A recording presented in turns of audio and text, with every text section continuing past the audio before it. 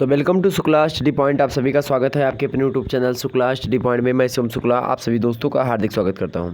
दोस्तों, आज की वीडियो में हम बात करेंगे दर्शन शास्त्र यानी फिलोसॉफी के बारे में। बीए तृतीय वर्ष से संबंधित यह लेक्चर होगा, मतलब BA third year BA part 3 के बारे में चर्चा करेंगे।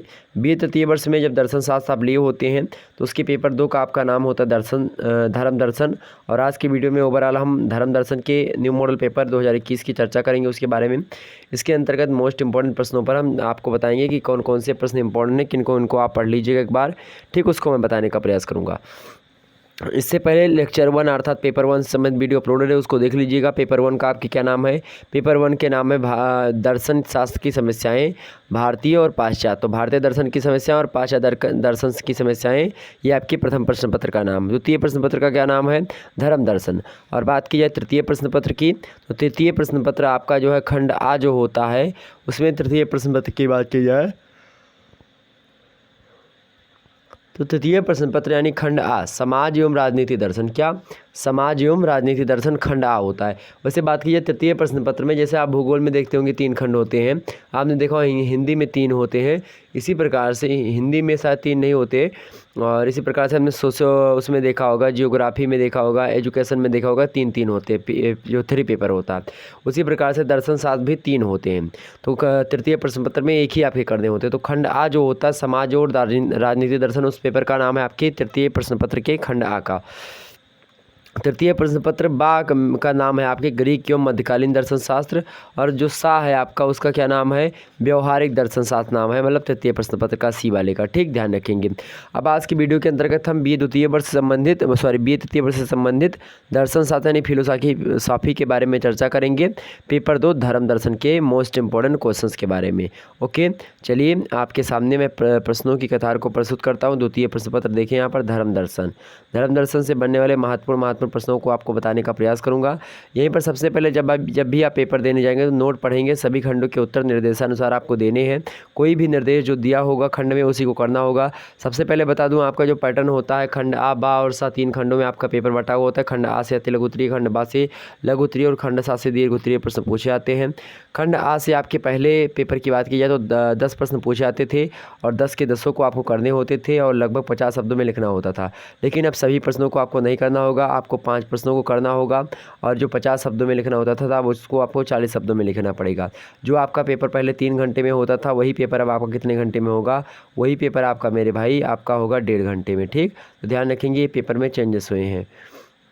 देखिए आप सभी लोग, तो सभी प्रश्नों के उत्तर दीजिए। प्रत्येक प्रश्न का उत्तर लगभग 40 शब्दों में होना चाहिए। किन्हीं 5 प्रश्नों के उत्तर दीजिए, प्रत्येक प्रश्न का आपका 40 जो है शब्दों में होना चाहिए। यहाँ पर आपका पहला प्रश्न दिया गया, बहुत ही महत्वपूर्ण है, पवित्र कुरान के बारे में आपको 40 शब्दों में लिखना है। वहीं अगला प्रश्न आपका इंपॉर्टेंट है, धार्मिक सहिष्णुता, इसको भी पढ़ लीजिएगा। आगे आपका तर्क क्या होता है, तर्क के बारे में भी आप पढ़ लीजिएगा। आर्य सत्य क्या होता है, इसके बारे में पढ़ लीजिएगा, मोस्ट इंपॉर्टेंट है क्वेश्चन। या तीर्थंकर क्या होता है, इसके बारे में पढ़ लीजिए, तीर्थंकर कौन होते हैं। आगे देखते हैं, अगला प्रश्न आपके सामने है जीवन मुक्ति क्या होती है, इसको पढ़ लीजिएगा। वहीं काम पुरुषार्थ क्या होता है, इसको देखेंगे। काम पुरुषार्थ समझते हैं आप, जैसे कि धर्म अर्थ काम और मोक्ष 4 पुरुषार्थ होते हैं, तो उसमें काम में एक पुरुषार्थ है, तो इसके बारे में आपको लिखना है। अगला देखते हैं जीवन, चूँकि मनुष्य जो होता है अनंत इच्छाओं का स्वामी होता है, उन्हीं इच्छाओं की पूर्ति करना ही क्या होता है, आपकी काम वासना, मतलब काम चीज़ें होती हैं। अगला है अशुभ, ठीक, क्या अशुभ के बारे में आप पढ़ लीजिएगा। अशुभ ये सब क्या है, दर्शन है, कैसे दर्शन है, धर्म से संबंधित दर्शन है। दर्शन मतलब होता है विचार, तो ऐसे विचार जो कि धर्म से संबंधित हैं, तो जीवन मुक्ति, काम पुरुषार्थ, अशुभ, रहस्यात्मक अनुभूति, ईश्वर का पुत्र, ये सब कैसे हैं, ये सब धर्म से संबंधित विचार हैं और इसीलिए हम इनको क्या कहते हैं, हम धर्म दर्शन कहते हैं। तो ये सभी पढ़ लीजिएगा, मोस्ट इंपॉर्टेंट है। ओके, 5 प्रश्न नहीं पूछे जाएंगे, लेकिन आप 10 पढ़ेंगे, मोस्ट इंपॉर्टेंट होंगे वह। अगला प्रश्न है आपका खंड बा देखिए आप सभी लोग, खंड बा से आपके प्रश्न पूछे जाएंगे, सभी प्रश्नों के उत्तर दीजिए।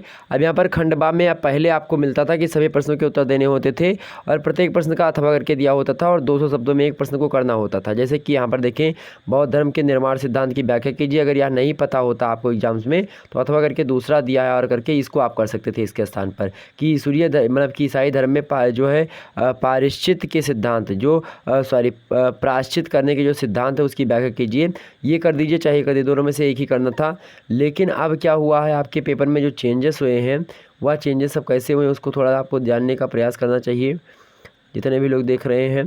देखिए यहाँ पर, अब यहाँ पर क्या होगा, किन्हीं इनमें से 3 प्रश्न, आपको 3 प्रश्न लघु उत्तरीय को करने होंगे और वहीं आपको 200 शब्दों में नहीं करना होगा। यहाँ पर आपको 150 शब्दों में आपको लिखना पड़ेगा एक प्रश्न को, ठीक, ध्यान रखेंगे। अब यहाँ पर आपसे ऐसे जो है 10 प्रश्न दे देगा, उनमें से केवल 3 प्रश्न आपको छाड़ने होंगे।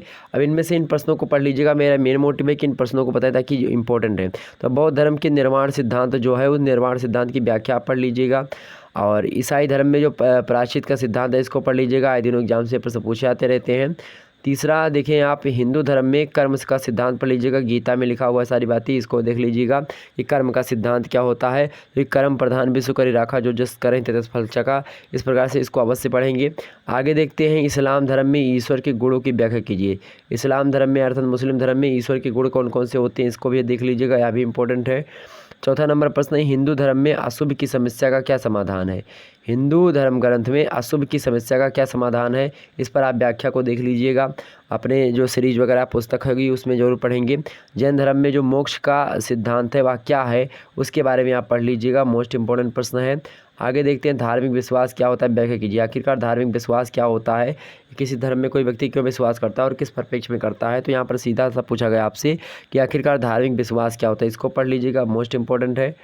आगे देखें, अगला प्रश्न आपके सामने, ईश्वर के अस्तित्व के लिए समतामूलक तर्क की व्याख्या कीजिए। कौन से तर्क, समतामूलक तर्क, किसके, ईश्वर के अस्तित्व के लिए। ईश्वर के अस्तित्व के लिए समतामूलक तर्क की व्याख्या कीजिए। अगला प्रश्न है, इस्लाम धर्म के परम तत्व की व्याख्या कीजिए। इस्लाम धर्म का जो परम तत्व है उसकी व्याख्या करें। अगला प्रश्न है, मोक्ष के मार्ग में, मार्ग के रूप में भक्ति की व्याख्या कीजिए। मोक्ष के मार्ग के रूप में भक्ति की व्याख्या कीजिए, आपसे पूछा गया है, इसको भी पढ़ लीजिएगा। अब आगे बात करते हैं हम खंडसा के बारे में। खंडसा से भी इंपॉर्टेंट प्रश्न आप देख लीजिए, बहुत ही महत्वपूर्ण प्रश्न आपके सामने प्रस्तुत किए हुए हैं। देखिए खंडसा, पहले आपको 2 प्रश्न करने होते थे, लेकिन अब आपको और जो है 5 शब्दों में एक प्रश्न को लिखना होता था। अब आपको केवल और केवल एक प्रश्न करने हैं और उसको 400 शब्दों में ही लिखना है, ठीक, ध्यान रखेंगे। अब चलिए मैं आपको दिखा देता हूँ कौन कौन से प्रश्न इंपॉर्टेंट है। पहला देखिए, विस्तार से मोक्ष के सिद्धांत की व्याख्या कीजिए। मोस्ट इंपॉर्टेंट है, मोक्ष का सिद्धांत आप पढ़ लीजिएगा। कर्म का सिद्धांत पढ़ लीजिएगा। धर्म परिवर्तन के विचार को पढ़ लीजिएगा कि किस प्रकार धर्म परिवर्तन की क्या क्या विचार हैं, पूर्ण रूप से इसकी व्याख्या करने को एग्जाम से प्रश्न पूछा सकता है। आगे देखिए, वहीं अगला आपका, ईश्वर के अस्तित्व को सिद्ध करने के लिए सृष्टि मूलक तर्क की व्याख्या कीजिए। क्या ईश्वर की, क्या दिया हुआ है, ईश्वर के अस्तित्व को सिद्ध करने के लिए सृष्टि मूलक तर्क की व्याख्या कीजिए और उसकी जो है परीक्षा कीजिए। यह भी इम्पोर्टेंट आपका प्रश्न है। तो ईश्वर के अस्तित्व को आप देख लीजिए बहुत आसानी से, कैसे हम अपने धर्म के ईश्वर को सिद्ध कर सकते हैं कि ईश्वर है कि नहीं है, इसको आप कैसे बता सकते हैं, तो इसको आप पढ़ लीजिएगा। ठीक, वहीं बात की जाए और 10वां प्रश्न आपका इम्पोर्टेंट दिया हुआ था, ये शायद इसमें नहीं आ पाया है। 10वां प्रश्न, सर्वधर्म समन्वय की विस्तार से व्याख्या कीजिए। तो सर्वधर्म समन्वय जो होता है, इसके बारे में ज़रूर पढ़ेंगे, यहाँ से एग्जाम्स में प्रश्न आपके बनेंगे। ओके, ध्यान रखेंगे। तो फिर मिलेंगे मेरे प्यारे दोस्तों हम द्वितीय मतलब कि नेक्स्ट वीडियो में। तब तक के लिए जय हिंद, जय भारत। आप सभी का बहुत बहुत धन्यवाद वीडियो में अंत तक बने रहने के लिए। सभी लोग वीडियो को लाइक करेंगे और ध्यान रखेंगे, पहला प्रश्न यानी दर्शन शास्त्र की समस्याओं को लेकर के अपलोडेड है। भारतीय दर्शन और पाश्चात्य दर्शन की समस्याओं को लेकर के वहाँ पर मोस्ट इंपॉर्टेंट प्रश्नों को हमने बता दिया, उसको देख लीजिएगा। फिर मिलती है हम नेक्स्ट वीडियो में मेरे भाई, तब तक के लिए जय हिंद, जय भारत।